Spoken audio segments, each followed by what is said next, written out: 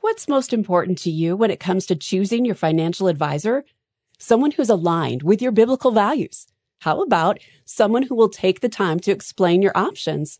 Certified Kingdom Advisors are professionals who meet high standards in competence and integrity and have been trained to offer biblical financial advice. To find a Certified Kingdom Advisor in your area, visit faithfi.com and click Find a CKA.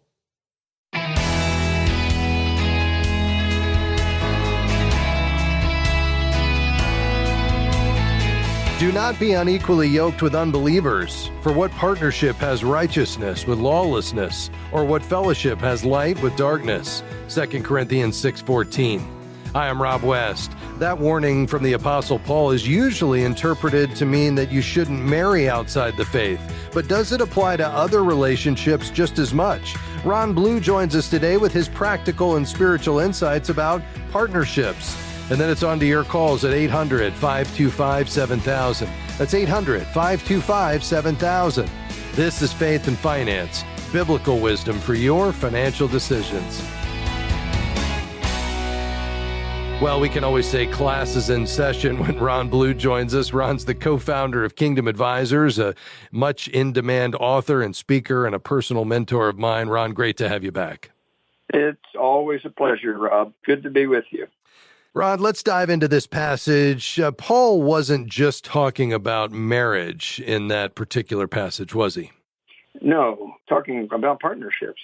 And there are so many kinds of partnerships. You see it most likely in the professions that are typically organized as partnerships. But you can have businesses also that have multiple partners and owners. So partnerships can last a long time. I spoke to the CPA firm that I founded not long ago, and they've been a partnership for 50 years. Wow. And still operating as a partnership. So it applies to business partnerships and other types of partnerships also. Yeah, that's helpful. Ron, what I've appreciated so much about your teaching, among other things, is that you've taught us principles that are transferable. What principles guided you in your experience with partnerships? Well, I got this question a lot, Rob, over the years, and probably the most significant illustration is, let's say you have two OBGYNs who want to go into partnership, one a believer and one not, one who believes in abortion and one not. And I was asked many times about that type of relationship. And I said, there's a couple of things to think about from a principle standpoint. And the first thing is, what will it do to your testimony to be in partnership with somebody that you're unequally yoked with? And only you and God can answer that. But that's a really big question, because you could lose your testimony by the partnership that you're in. And the second thing is that partnerships a lot of times go sour. It's like marriages. 50% of them end up in divorce. Well, I don't know what the percentage is, but a lot of partnerships end up dissipating. And so I always advise, have your exit strategy in place before you form a partnership, so that either one can get out of the relationship in an equitable basis and maintain their testimony if they're the believer that's leaving that partnership. The other thing that it does, if you have an exit strategy, you avoid a lot of the conflict that can come from the separation of any partnership. It's like a marriage, but it's the same thing in a business. Yes. And I always also said, thirdly, that remember that the business is really the most critical thing that you want to preserve, assuming that you've got a business that has a testimony already.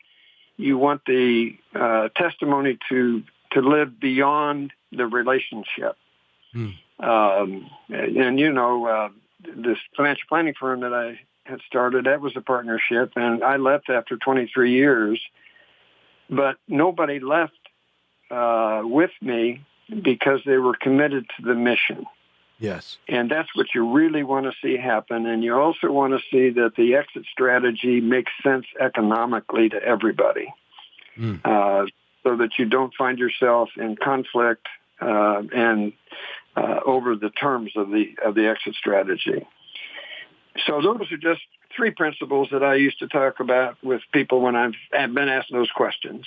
Ron, that is so helpful. Don't let it interfere with your testimony. Have an exit strategy all parties agree to, which is what makes it different from a marriage. And the business itself is more critical than the founders and the owners. Ron, great to have you with us today. Oh, good to be with you, Rob. Thanks for having me. That's Ron Blue, author and teacher, talking about partnerships. All right, your calls are next. The number, 800-525-7000. That's 800-525-7000. I'm Rob West, and this is Faith and Finance. We'll be right back.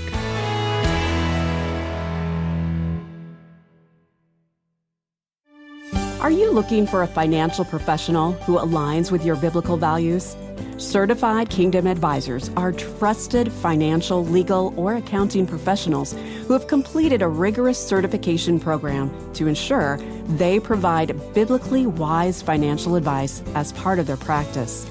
You can find a local CKA professional in your area by going to faithfi.com and clicking Find a CKA. Did you know the average person walks nearly 2,000 miles a year? Now think about the millions of children around the world who risk disease and miss out on opportunities simply because they walk those 2,000 miles without a decent pair of shoes. Around the world, Buckner Shoes for Orphan Souls provides access to health, education, hope, and opportunity through the gift of shoes. Visit GiveShoesToday.org and find out how you can provide shoes for a child right now.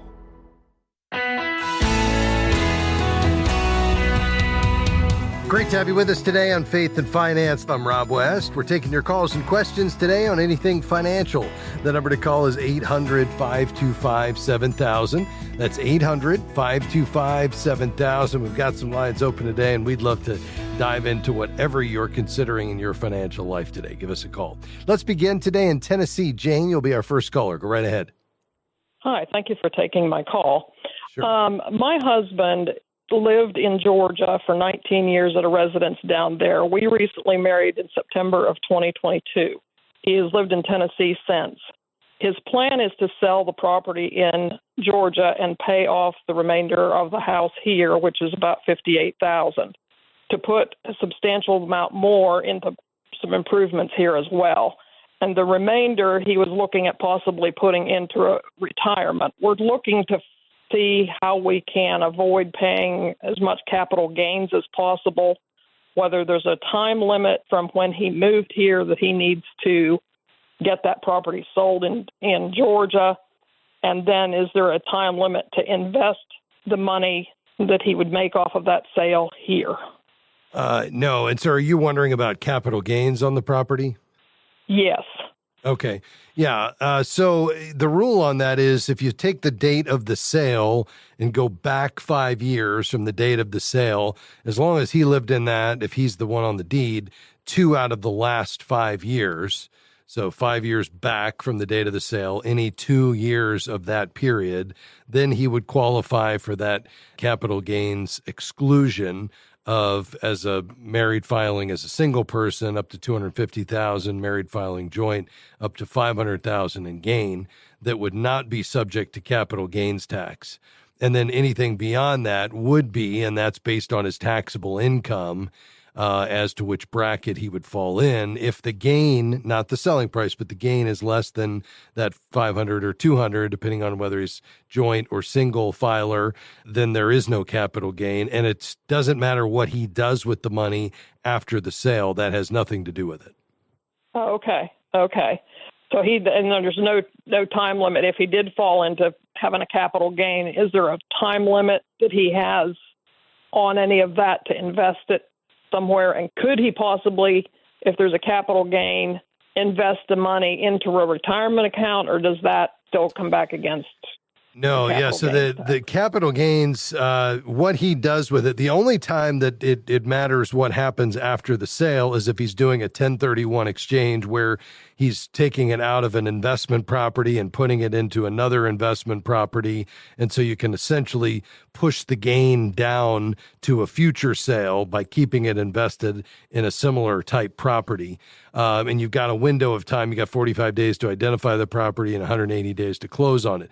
But that's not what's happening here. So there's nothing that relates to how he uses the money after the sale that affects capital gains in this case. So the only consideration is whether or not he's going to have a capital gain. And that's going to come down to, number one, how much gain does he have? And then number two, does he qualify for the exemption related to this being his primary residence for any of the 2 years prior to the date of the sale? And that window of time goes back 5 years. And if that's the case, then he can set aside up to either 250 or 500,000 of the gain and then pay gain on anything that goes above that. But if he qualifies for that because he lived in it 2 out of the last 5 years prior to the sale, and he's under that threshold that's excluded, then he doesn't pay any capital gains, and it has no bearing on what he does moving forward. Now, his ability to get that into a retirement plan moving forward just has to do with what retirement plan you're talking about. So, if it's an IRA, he can make a contribution. If it's a 401k or a company-sponsored plan, well, he could only put it in through salary deferral. But again, that has nothing to do with the sale of the property and whether or not he has capital gains on that sale. Does that make sense, though, Jane? Yes, that does make sense. Now, he's lived here for the last 18 months. Is that a problem? No. So long as, if we take the date of the sale, go back 5 years, as long as he lived in that home that he's selling for 2 out of the last 5. Now, it could be that for 3 years he's lived somewhere else, but if you go back 5 years, the first 2 years, he lived in that as his primary residence, he still qualifies.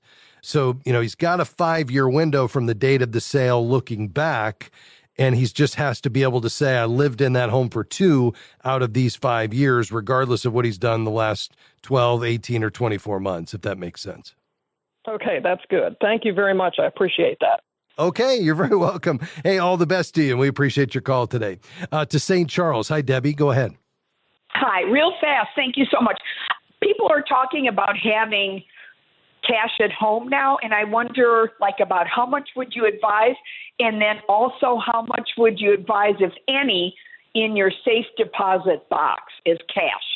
Yeah, it's a good question. I mean, typically the rule of thumb, Debbie, that you'll hear from most advisors is thinking in terms of a couple of weeks worth of expenses. And so if there was a disruption in the banking system, or, you had a major, natural disaster, and you typically want to think in terms of, how do I have a couple of weeks worth, at most 4 weeks worth of cash at home? And I'd put that in a safe, a fireproof safe.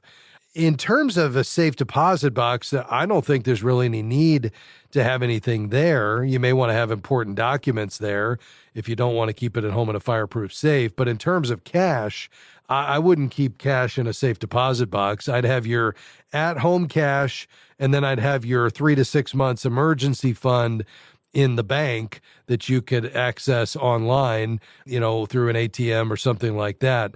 But the at-home cash of 2, at the most 4 weeks, would be to, deal with the natural disaster or that temporary hiccup in the banking system. Yeah, that doesn't sound like very much. You're not thinking like 4,000 or 5,000 then, like a lot of people are stowing away. Well, I mean, huh? No, not really. I mean, it's a month's, at the most, a month's worth of expenses. So however much you normally would spend in over a month's time would be, I just can't think of a scenario in the last 50 years where somebody, needed more than a month at home. And, you'd be able to restore electricity, or the banking hiccup would be resolved, and you'd be able to get to an ATM and get the cash out. I just don't like the idea of having thousands and thousands of dollars at home unnecessarily. But at the end of the day, think and pray through it. But I think that 2 to 4 week worth of expenses mark is really my probably where I would go. Okay. So, yeah. All right. So that's not quite as bad as I don't have an ATM or a debit card. I just don't. So I would have to go to my bank and get cash. I see. Yeah. No, I understand. Well, you could certainly factor that in, or maybe are you uncomfortable having a debit card? No. Okay, so maybe you ask your bank for a debit card on your existing account, but maybe you make an appointment with them and talk through the different options, and that might give you a little bit more peace of mind that as long as you could get to an ATM, you could add to what you already have. But hopefully that gives you some other things to think about, Debbie. Lord bless you. Thanks for calling today. We appreciate it. Before we head into our break, let me remind you, if you'd like to find a financial professional who shares your values and priorities, who's met high standards in character and competence, who's been trained to bring a biblical worldview of financial decision-making, well, we'd encourage you to look for a certified Kingdom advisor in your area. There's more than 1,500 men and women who have earned CKA all across the U.S. You can find one at faithfi.com. Just click Find a Professional. We'll be right back.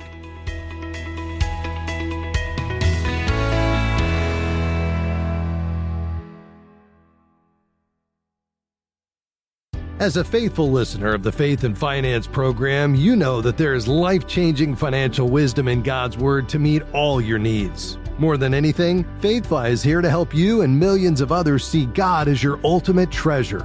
As a nonprofit, we're grateful for our partners that help expand our outreach every month with their generosity. Has God provided financial answers for you through this ministry? Please consider becoming a monthly partner by visiting faithfi.com and clicking Give. We're grateful for support from Guidestone, whose diversified suite of investment solutions align with Christian values to create positive change in the world. More information is available at guidestonefunds.com/faith. Investing involves risk, including potential loss of principal. Carefully consider the investment objectives, risks, charges, and expenses of Guidestone Funds before investing. They're distributed by Foresight Funds Distributors, LLC, which is not an advisory affiliate, a registered investment advisor, nor do they provide investment advice.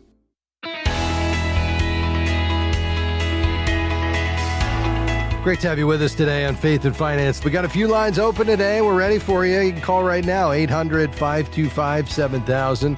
That's 800-525-7000. Let's go to Oklahoma. Keisha, thank you for calling. How can I help you? Thank you for taking my call. My question is, my husband and I have a couple of savings accounts that aren't really drawing any interest or anything. I just wanted to see what your recommendations would be on that. Okay. Yeah. So you've got two savings accounts. What are these earmarked for, Keisha? Just emergency funds. We've had a Bank of America account for about 20 years. We just recently moved to Oklahoma in the last 3 years, opened up a local account at a credit union. Okay. So we opened a savings account there too. Okay. And what do you have between those two accounts? How much money do you have in there roughly? Probably $18,000. Okay. Yeah, I mean, so the benefit you have now of rethinking where that money is housed is that you could earn almost $1,000 over the next year on that $18,000 because you can get 5% in a high yield FDIC insured savings account. Now it's going to be an online bank likely. You may find a local credit union that's trying to compete for some business and willing to match it, but typically to get the higher yield savings, you're going to use an online bank, and you'd go to bankrate.com. It'd be one place. You could also go to NerdWallet and just see based on any given day what banks that are, close to 5-star rated. They all have a rating system offering FDIC insurance with no fees are paying the most attractive rates. And you'll see that today, you can get every bit of 5%. Now, those are, of course, variable and move with interest rates. And so, as the Fed lowers rates, which has probably been pushed out to the fourth quarter of this year, I would guess, could be the third quarter, those rates will start to come down. But there's no reason why you wouldn't want, unless you all have talked about one, to open one of those accounts, move that money over, get that 5% right now, and link it to your checking account electronically. And then even though there's not a physical branch, you could move money back and forth fee-free, with 2 or 3 days through the ACH system. So that would be the alternative. But what are your thoughts on that? I mean, I just feel like if it's growing some, we could give more and help more people. So, well, I love the idea. They're just growing $1 a month or right every 6 yeah. months. So if you can get 5% on the money, I mean, I think at the end of the day, it's kind of a stewardship issue, right? And we've got this $18,000. We're being good stewards of the fact that we have an emergency fund. That's great. But why not get a little better return on it? And it's fairly easy to do. So what I'd do is head to bankrate.com or NerdWallet, find the one that you want to go with. You can open the account in 5 minutes online, and then you would just transfer that money electronically in and then just let it sit there till you need it. Now all of a sudden you're earning some, real interest. As I mentioned, I mean, you could get $900 over the next 12 months, assuming the interest rate stayed the same, and it won't, but let's say it did. I mean, that's $750 a month that you could be giving away or doing something else with. Right. Great. Yeah. Thank you so much. All right, Keisha, thanks for your call today. We appreciate it. Let's see. Let's head to Montana. Hi, Billy. How can we help? Hello. So, quick question. My siblings and I have some farmland that we inherited when our dad passed away 8 years ago. It's getting close to the sale being final. And what I'm wondering as far as the capital gains goes is right now I'm single, just kind of not a very great income. If I am going to be married this year, I'm wondering if that added income and filing jointly next year is going to affect whether I have to pay capital gains or not. Yeah, interesting. So this is not a property you live on currently, correct? Yeah, there's a farmstead that we had that surveyed off of the land, and I plan on living on that. But I guess actually, yeah, so it will not be part of the sale. Okay, to answer your question, it'll just be farmland only in the sale. Okay, yeah. So, yeah, in order to get the capital gains exclusion, you'd have to have this as your primary residence for 2 out of the last 5 years, and it doesn't sound like you'd be able to do that. So, essentially, the way this works is it depends on your tax filing status for the year in which the capital gains occurred. So if the sale happens this year and in 2025, when you file next year, when you file your 2024 return and you had the sale in this year and you're filing as tax filing status single, then the capital gains rate would be, up to $47,026, it'd be 0% capital gains. And then from $47,000 to $518,000, it'd be a 15% capital gain rate. If you're married filing jointly for 2024, if this is the year you sell it, it's the 0% up to $94,000, and then 15% from $94,51 to $583,000. So, I mean, you certainly could factor that in, I guess. I mean, I'd probably be more inclined if the Lord is leading you all to marry and you've gone through premarital counseling and you're ready to do it. I'm not sure I'd let this be the decision maker, but that is a reality that, to your question, yes, your tax filing status will drive your taxable income, which drives which rate you fall into. Okay. So obviously half of this year will have gone by before we would be married. Even if we do marry this year, is that still an option to file separately next year, like married but file separately? Yeah. So, after marriage, basically, you consider changing your withholding, and then you typically file the next year. What I would probably do is talk to a CPA about this, just to figure out based on the timing when your actual filing status will change. I'm not a CPA. I'd love for you to get some professional counsel on this, especially if you're, making decisions about the sale of property and capital gains. Do you all normally do your own return, or do you normally do your own return? I do mine. He does have a CPA do his. Yeah, I would just check in with his CPA and just get an understanding of when will that filing status change for the purposes of capital gain, and then you'll have the information. I think that's your next step. Billy, we appreciate your call today. May the Lord bless you. Well, that's going to do it for us today. Thanks so much for your calls. By the way, if you ever have a testimony you'd like to share about God's faithfulness in your financial life, or how you've applied one of the principles that we talk about here on Faith and Finance, be sure to call us with those as well. We always love to hear your stories. Hey, before I let you go today, let me remind you about our great study Rich Toward God. That's right, it's a 4-week study on the parable of the rich fool found in Luke 12. It explores the themes of greed and treasure, pride, and abundance. It ultimately helps you discover what it means to be rich toward God. Now, if you'd like to study it just personally or use it in a small group, perhaps in your neighborhood or at church, you can check it out at faithfi.com. Just click Store. That's faithfi.com and click Store. And if you're like me, you're in a small group, you're always looking for rich biblical content that's practical. This study, Rich Toward God, is just that. Again, faithfi.com and click Store. All right, that's going to do it for us today. Let me say a big thanks to my team. Certainly couldn't do this without them. Amy Rios, Devin Patrick, and Taylor Stanrich. For those folks and everybody here at FaithFi, we'll see you next time. Bye-bye. Faith and Finance is provided by FaithFi and listeners like you.